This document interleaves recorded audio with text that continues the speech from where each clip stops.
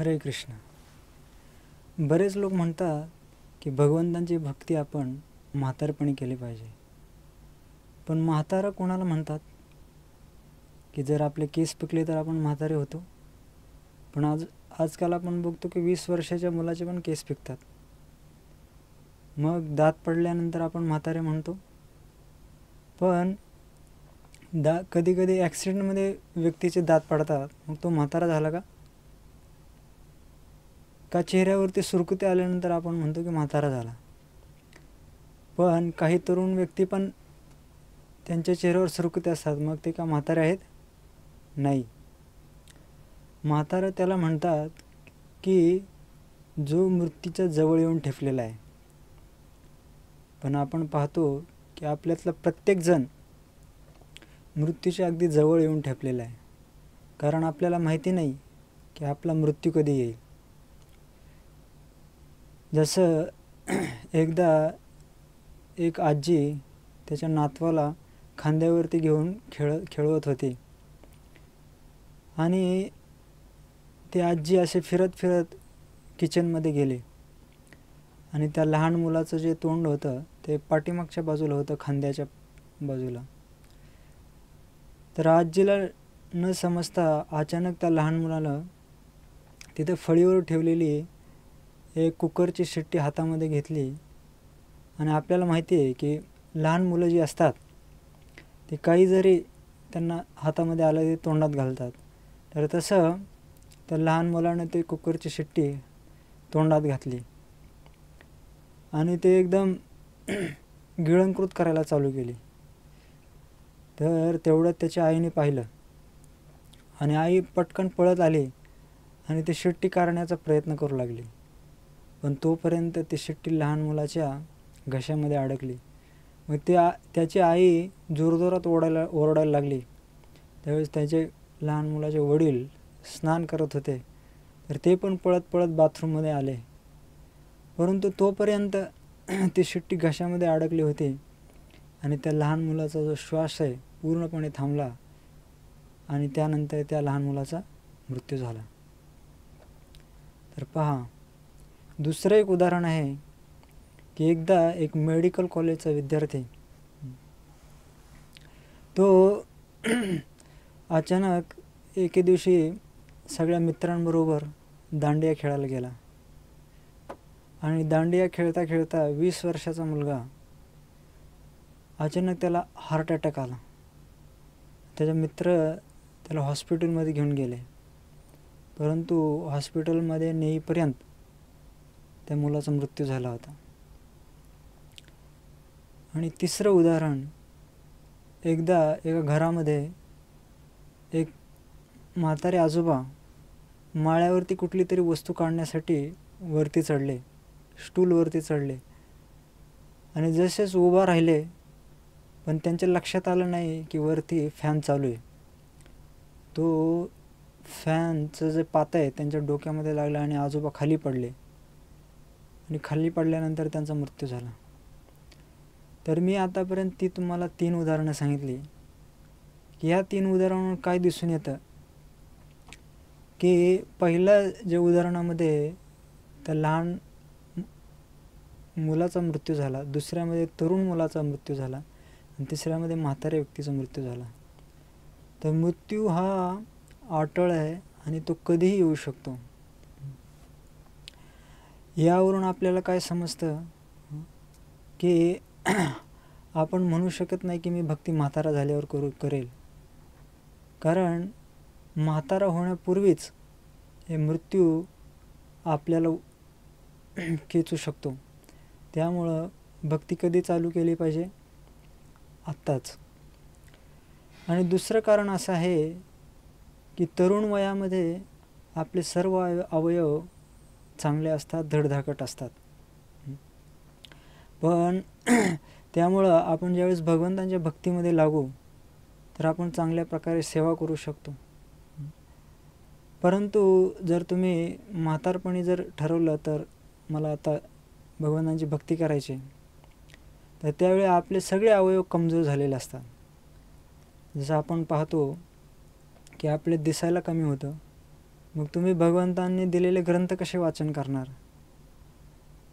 कधी आपण पाहतो की आपल्याला ऐकायला कमी होतं म्हातारपणी, तर आपण भगवंतांविषयीचं जे गुणगान आहे, जे प्रवचन आहेत, ते कसं ऐकणार? आपले हात पाय उठताना आणि बसताना दुखत असतात. तर आपण भगवंतांची सेवा कशी करू शकू? तर म्हातारपणी भगवंतांची सेवा करणं खूप अवघड आहे. त्यामुळं तरुणपण ही एकच अशी अवस्था आहे की ज्यावेळी आपली बुद्धी तीव्र असते, आपलं मन तल्लक असतं, तर ज्यावेळेस आपण ग्रंथ वाचू तर ते आपण वाचन करून आपल्या आचरणामध्ये आणू शकतो. आपण भगवंतांचा जो प्रचार आहे तो जोरदारपणे तरुण वयात करू शकतो.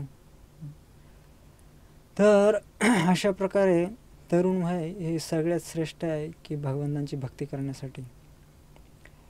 आणि आणखीन एक कारण आहे की तरुण वयामध्येच आपण जर भगवंतांना शरण गेलो तर भगवंतसुद्धा खुश होतात. कारण आपण पाहतो की ज्यावेळी आपण एखाद्या व्यक्तीला फूल देतो तर ते असं फूल देत नाही की जे पूर्ण सुकलेलं आहे, एकदम वाळून गेलेलं आहे. आपण कसलं फूल देतो? एकदम ताजं टवटवीत.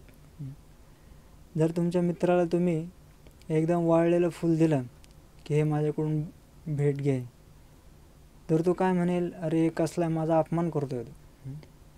परंतु जर तुम्ही एकदम ताजं टवटवीत आत्ताच तोडून आणलेलं फूल जर त्याच्या हातात दिलं, त्याला बघूनही तो प्रसन्न होतो.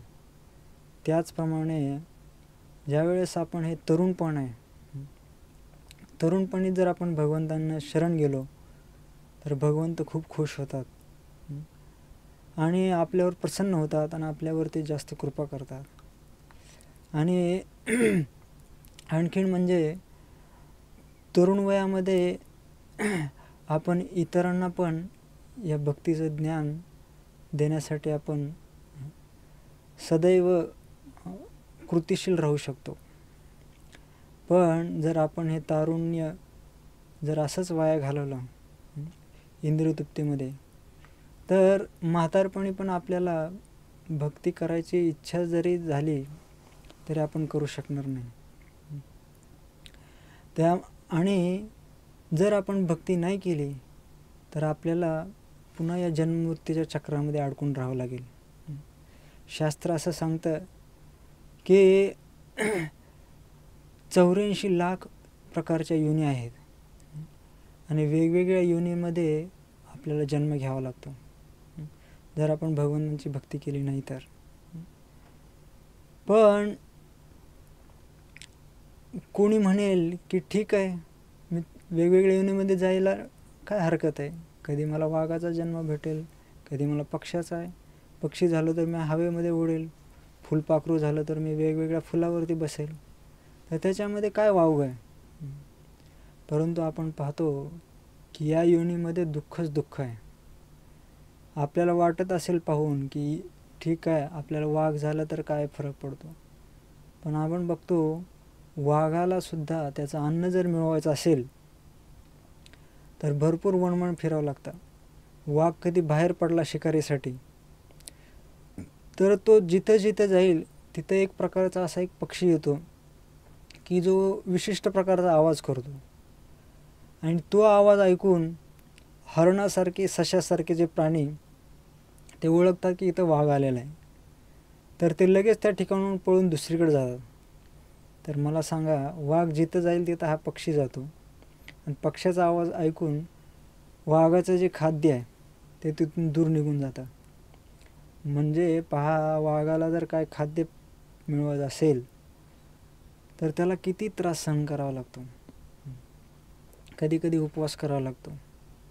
आपल्याला फुलपाखरू वाटत असेल की खूप आनंदी असतात, पण आपण बघतो कधी कधी लहान मुलं जी असतात फुलपाखराच्या मागं धावतात आणि त्यांना पकडून त्यांचे पंख तोडतात आणि ते एका पोस्टरवरती चिटकून त्याचं एक पोस्टर बनवतात. तर फुलपाखराचे पण किती हाल असतात. कधी आपण पक्षी बघतो पक्ष्याचं जीवन स्वच्छंदी वाटतं, पण ज्यावेळेस कधी कधी पारती आपलं गलोर घेऊन त्याला दगड मारतो तर त्याचा डोळा फुटतो, तर त्यावेळी त्याला किती त्रास होतो. तर ह्या ज्या सगळ्या योनी आहेत ह्याच्यामध्ये फक्त त्रासच त्रास भरलेला आहे. म्हणून प्रभुपाद जे इस्कॉनचे संस्थापक आचार्य आहेत ते नेहमी सांगायचे की आपण भगवंतांची भक्ती करून या 84 लक्ष योनीचा जो फेरा आहे याच्यातून बाहेर पडलं पाहिजे. आणि विशेषतः जो हरे कृष्ण कृष्ण कृष्ण हरे हरे हरे राम राम राम हरे हरे या महामंत्राचा जप जर आपण केला, नियमित आपण जर जप चालू केला, तर त्याद्वारे आपण या 84 लक्ष योनींचा जो फेरा आहे तो चुकवू शकतो. तर आपण भक्ती चालू कधी केली पाहिजे, तर आत्ताच. ज्यावेळी तुम्हाला भक्तीविषयीचे ज्ञान समजेल त्यावेळेस तुम्ही लगेच भक्ती चालू केली पाहिजे. तर दररोज कमीत कमी 10 मिनिटे या हरे कृष्ण महामंत्राचा जप करून आपण आपली भक्ती चालू करू शकता. हरे कृष्ण.